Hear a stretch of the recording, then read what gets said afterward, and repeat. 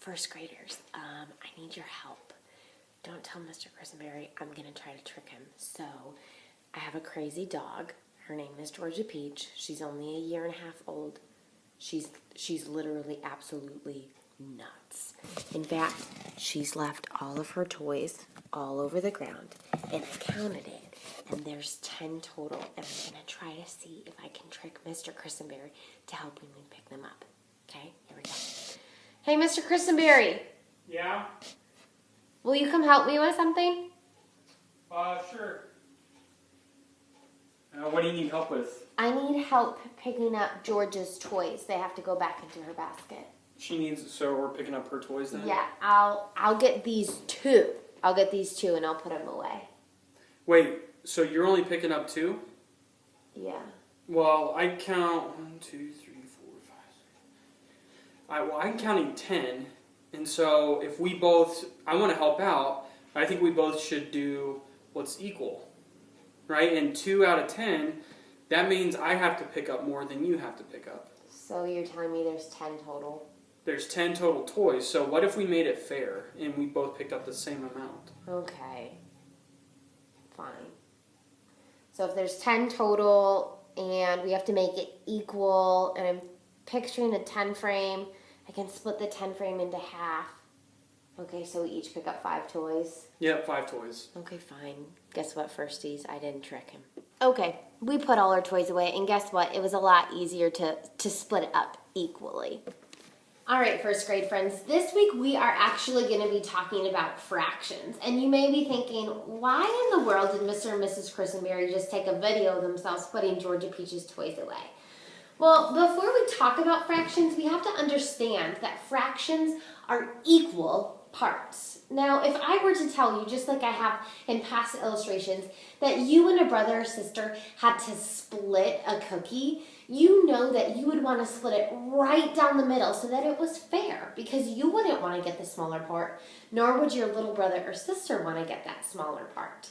When we're talking about fractions, which I'm going to show you that symbol and what that's going to look like on Wednesday and later on Friday as well, we have to make sure that the parts that we are splitting are equal. So I have 2 words up here on my handy-dandy whiteboard. Just kidding, it's my cabinet wall. But I have the word equal, meaning the parts are the same size. And then I have the word unequal.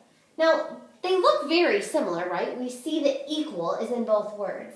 But here in this word, we have the prefix, meaning a little thing that we attach to the beginning of a word, and that's un. And un, actually means not. So you can remember that the words that we're working with today are equal and unequal, or not equal. So I'm going to show you some shapes, and we have to decide if these shapes are equal or if they are unequal. Think about that cookie that you'd want to split. You want the size of those cookies to be equal. You want them to be the same. Just like Mr. Christenberry was saying, hey, if we're going to put Georgia Peach's toys away, we need to make sure it's an equal amount, that we're putting the same amount of toys away. So I'm going to show you a shape, and it is already partitioned into parts. And we have to decide if those parts are equal, if they are the same, or if they are unequal, they are not the same. So here is our first shape. I notice that it's a circle. I also notice that there are 1, 2, 3, 4 parts. And they are all the same size. They are all equal. So I'm going to take my piece of tape, and I'm going to tape it to the equal side of my anchor chart here. I'm going to show you another circle, and we're going to notice the parts. I'm noticing that there are 2 parts, 1 and 2. But are those parts equal? They're the same size? Or are they unequal? They are not the same size. Well, if I had a cookie like this and I had to split it with Mr. Christenberry, I wouldn't want this side because it's not the same size. So I know that those 2 parts are unequal. Let's look at one more that can actually be kind of tricky. Here's a circle. It's split into 1, 2, and 3 parts. Now we can tell that the outer parts are equal. Those are the same size. But do these sides match the middle? I wouldn't say so. So the parts on this circle are unequal, or they are not equal. Let's try a few more using some different shapes. Here is a rectangle. I can show you from this angle and this angle. We're looking at the two parts. There's one on the top and there's one on the bottom. Are those the same size? Are the parts equal or are they unequal? Those are equal. They are the same size. So I'm going to go ahead and I'm going to glue it or tape it onto my equal side. I'm going to have you as a mathematician pause this video once I show you the next shape, and you have to decide, are the parts equal, are they the same size, or are they unequal? Here is my rectangle. We have 1, 2, and 3 parts. Are those 3 parts equal? Are they the same size? Or are they unequal? Are they different sizes? Is one bigger than the other? Pause this video and tell someone or something, maybe a stuffed animal, around you. I'd say you're right. Those are unequal parts. These might match, they might be equal, but this middle section is way bigger. So we would definitely say that that is partitioned into unequal parts. Let's try another one with a different shape. Here's a triangle. We see that there are 2 parts to this triangle. There's a top part and a bottom part. Equal parts, or are they unequal? Tell someone around you again. You're right, they're unequal because the top is much smaller than the bottom part. One more. Let's use a different shape entirely. Here we have a square.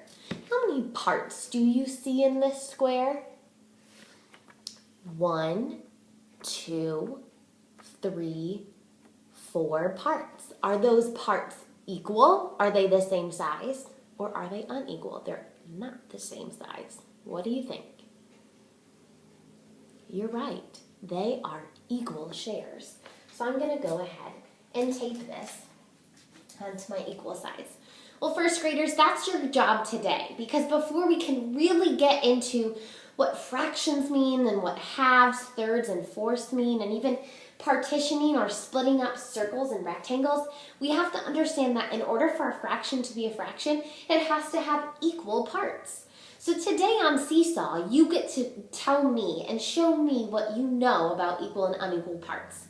There's going to be a bunch of different shapes, and they're already split into parts, but your job is to circle the word equal if the parts are the same size, or circle unequal if they are different sizes. There's also a challenge game that you can play if mom or dad says it's okay, right before you do your Seesaw activity. It will ask you similar questions, but it's also going to challenge you and you're going to try to figure out how many total parts there are in some of those shapes. You got it, mathematicians. Ready, set, rock and roll.